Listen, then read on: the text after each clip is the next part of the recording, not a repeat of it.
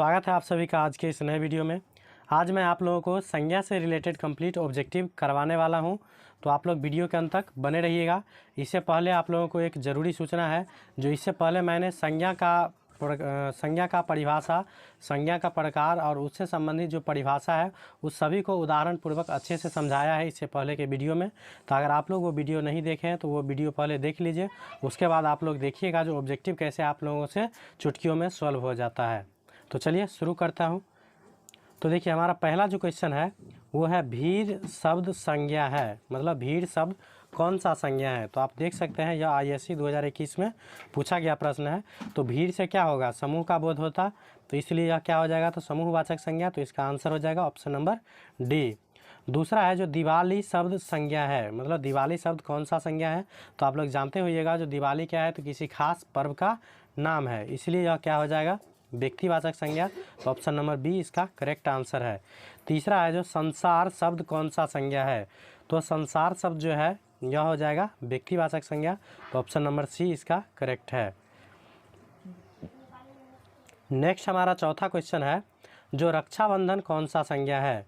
तो रक्षाबंधन में क्या है, तो किसी खास त्यौहार का नाम है, इसलिए यह भी क्या हो जाएगा, तो व्यक्तिवाचक संज्ञा। तो ऑप्शन नंबर ए इसका करेक्ट आंसर है। उसके बाद है जो दक्षिण शब्द कौन सी संज्ञा है। तो दक्षिण भी क्या है, तो किसी खास दिशा की नाम है। तो मैंने बताया था जो जिस संज्ञा से किसी खास व्यक्ति या वस्तु कुछ भी बोध हो, जिससे एक का बोध हो, उसे हम लोग क्या बोलेंगे, व्यक्तिवाचक संज्ञा। तो दक्षिण भी क्या है, किसी खास दिशा की नाम है, इसलिए यह भी क्या हो जाएगा, तो व्यक्तिवाचक संज्ञा। ऑप्शन नंबर बी इसका करेक्ट है। उसके बाद है पुस्तक, पुस्तक शब्द संज्ञा है।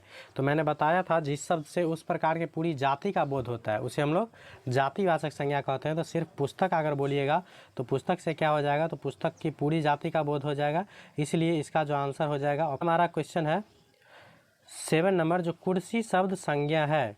तो कुर्सी शब्द कौन सा संज्ञा है। तो कुर्सी भी क्या है, पूरी जाति का बोध हो जाएगा, तो इसका आंसर हो जाएगा ऑप्शन नंबर बी। अगर लकड़ी पूछा जाए तो लकड़ी क्या हो जाएगा, तो द्रव्यवाचक संज्ञा, मटेरियल नाउन।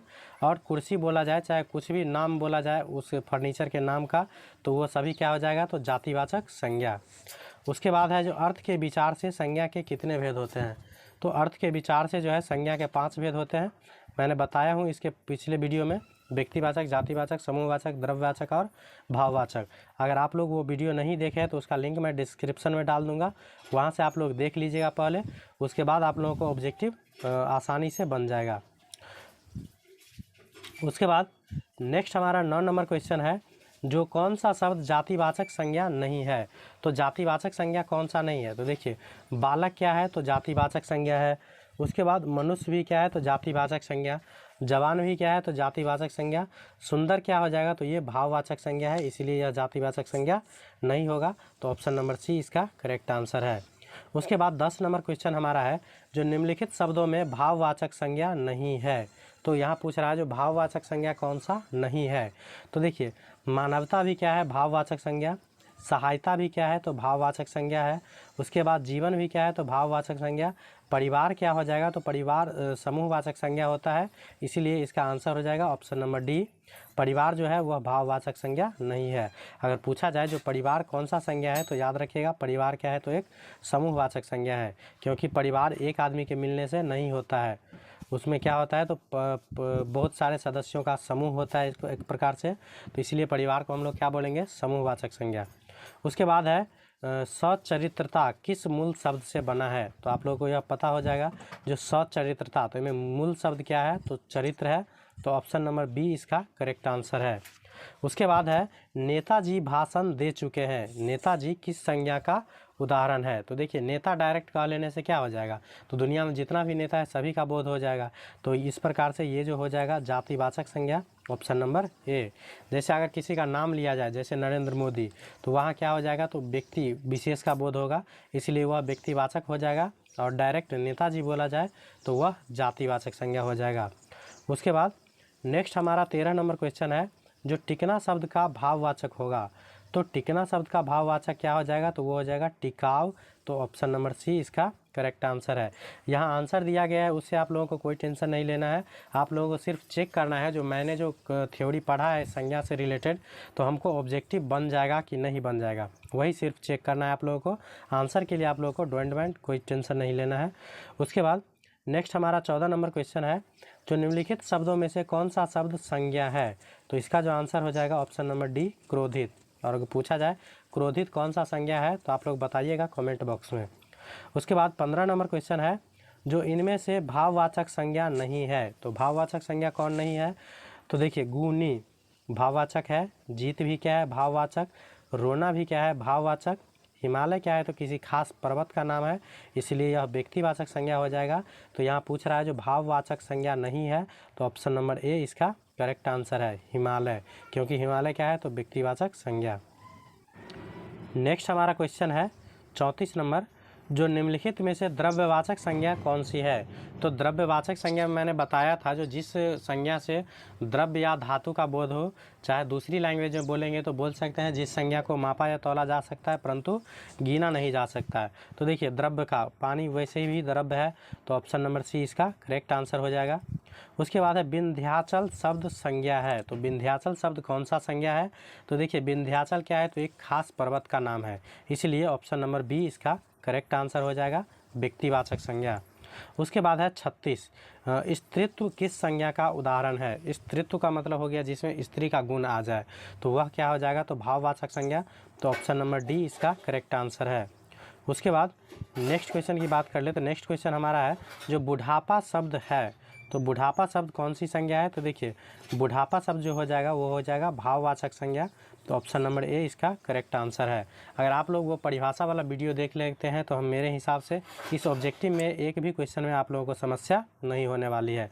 वैसे जो व्यक्ति अगर देखे हैं परिभाषा वाला वीडियो, तो आप लोग कमेंट में ज़रूर बताइएगा जो मैंने देखा है और मुझे ऑब्जेक्टिव में प्रॉब्लम कोई हुआ या नहीं हुआ।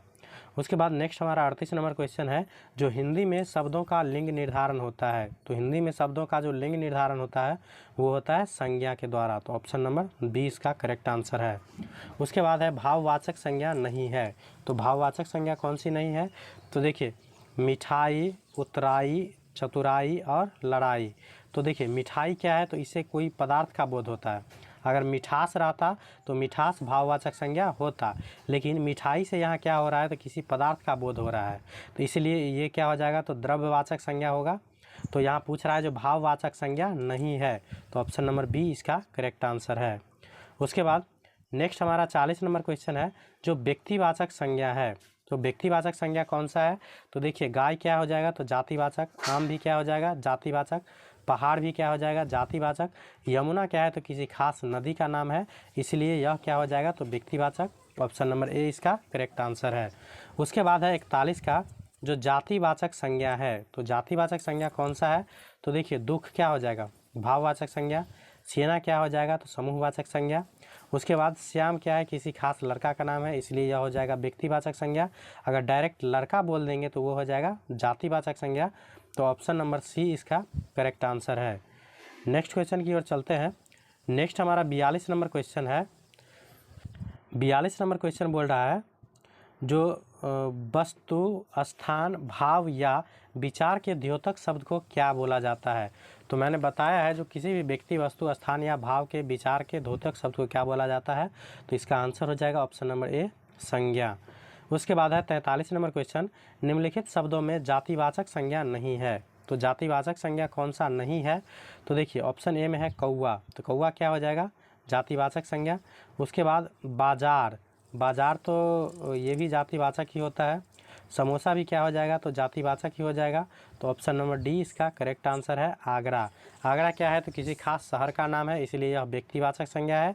तो यहाँ पूछ रहा है जातिवाचक नहीं है, तो यही हो जाएगा आंसर। उसके बाद 44 नंबर क्वेश्चन है, जो अर्थ के विचार से संज्ञा के कितने भेद होते हैं? तो अर्थ के विचार से भी संज्ञा के कितने भेद होते हैं? तो इसका भी आंसर हो जाएगा ऑप्शन नंबर बी 5 प्रकार के। उसके बाद है, निम्नलिखित में कौन सा शब्द जातिवाचक संज्ञा